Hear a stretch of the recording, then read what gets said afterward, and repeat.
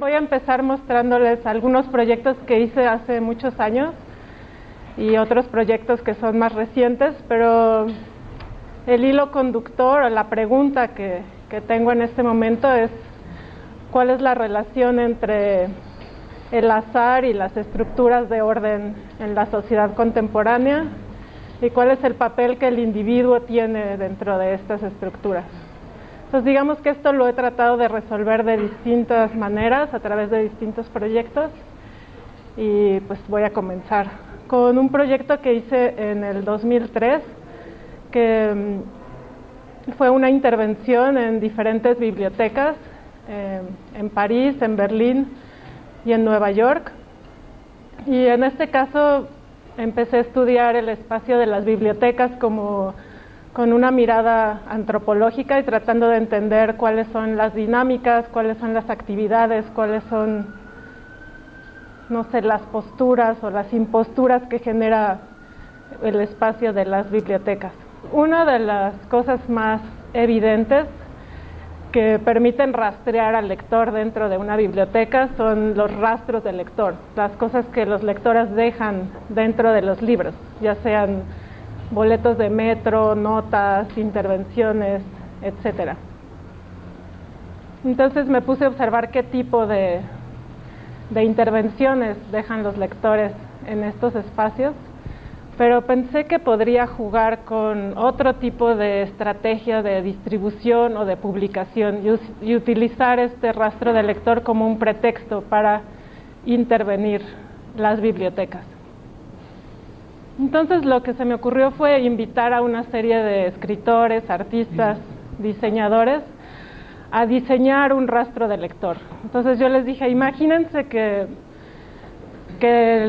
la contribución que me van a dar, ustedes me van a dar unas instrucciones para que yo la distribuya dentro de las bibliotecas y va a ser un rastro que se va a quedar ahí perdido, que no va a haber manera de encontrarlo o de rastrearlo o de identificar quién lo está rescatando. Esta pieza es de Raimundas Malasauskas, que es un escritor lituano y un curador, y él hizo una lista de agradecimientos absurda.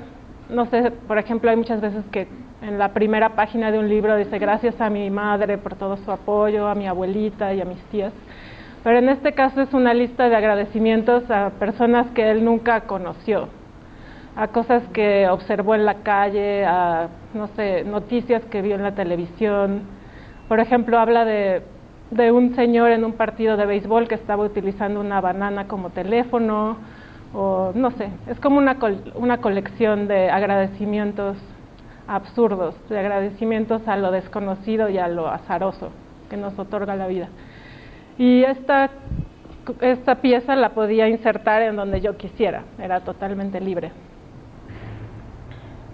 Estos 3 papelitos los hizo Dario Gamboni y son citas. Una es de John Cage, esta que están leyendo es de John Cage, esta es de Mallarmé y esta es de Lichtenstein, y todas tienen que ver con el azar, cómo el azar nos permite descubrir cosas que de otra manera no hubiéramos podido ver.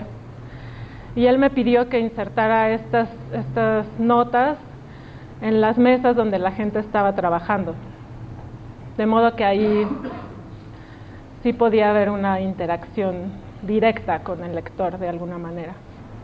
Y bueno, este era más o menos mi equipo de trabajo o mi kit de trabajo como distribuidora de enciclopedias, pero era más bien distribuidora de papelitos dentro de las bibliotecas.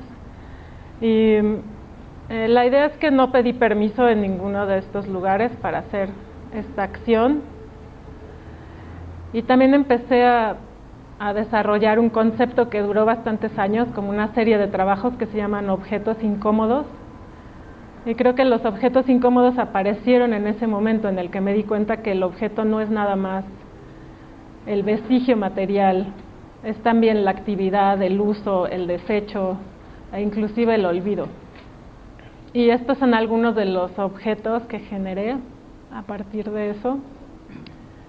Y en la segunda parte de esta serie de objetos incómodos tiene que ver con una serie de modelos matemáticos que descubrí Estos modelos matemáticos los encontré en Alemania, en Göttingen, y los hizo un señor que se llamaba Klein, que era un matemático que quería... Era el momento en el que se estaba como desarrollando la topología y como estas otras superficies matemáticas, y él quería como hacer este material más accesible para otros públicos no tan especializados como los matemáticos duros. Me interesaban porque es una especie de misión imposible tratar de convertir una ecuación matemática en un objeto. Digamos que son objetos que siempre van a estar fallidos, porque es imposible representar estas ecuaciones de manera fidedigna o convertirlas en un objeto.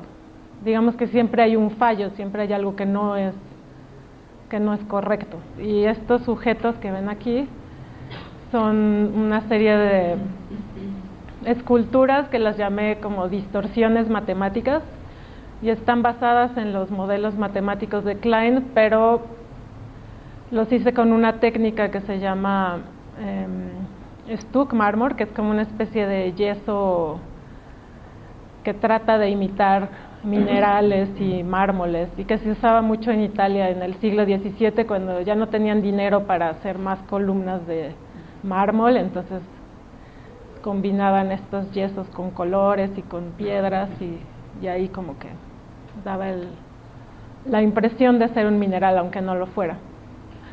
Bueno, llevo viviendo en Berlín como 10 años y siempre había tenido ganas de hacer un proyecto sobre la historia de los objetos en los museos en Berlín, especialmente porque, no sé, durante la guerra o durante las guerras que acontecieron en Alemania, pues hubo muchísimos movimientos de personas, de objetos, de lugares. Una de las historias principales en esta exposición comienza en Jordania, en un sitio que se llama Mashhata, que está ahí.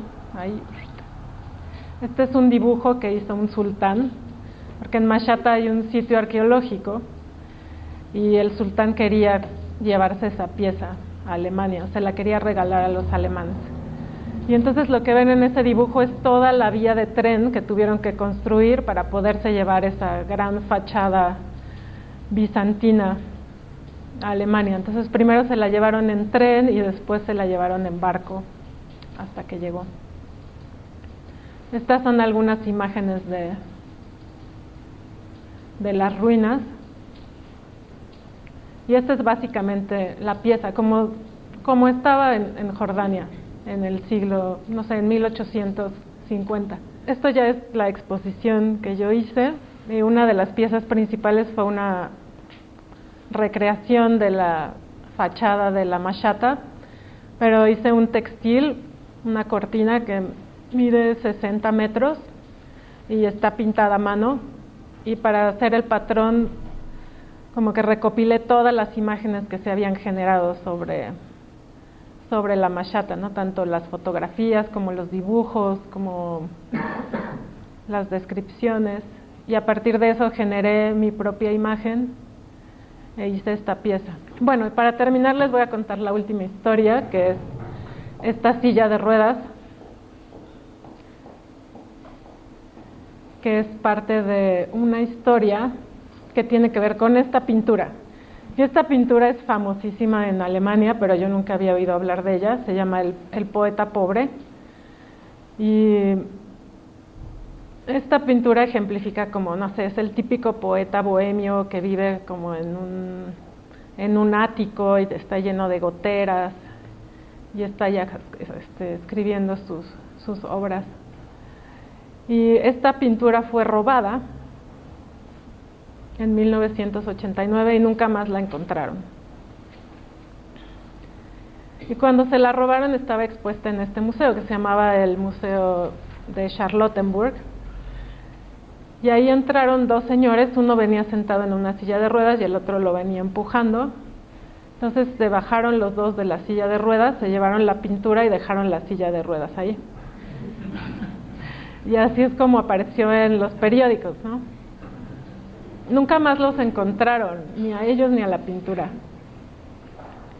Entonces, bueno, yo fui a la policía a ver si todavía había evidencia sobre el caso, porque yo quería mostrar la silla de ruedas en la exposición.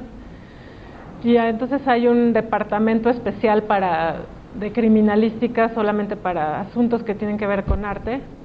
Y entonces todas las oficinas están decoradas con falsificaciones de Kippenberger y con cualquier tipo de cosas absurdas. Y bueno, el detective me dijo que desafortunadamente habían destruido la evidencia, porque pues ya se había cerrado el caso y ya no tenían más pistas, y pues la silla de ruedas de Null Problema ya no existía. Pero me dio mucho otro material que también era interesante, como esta fotografía, que es en el momento exacto después de que se robaron la pintura.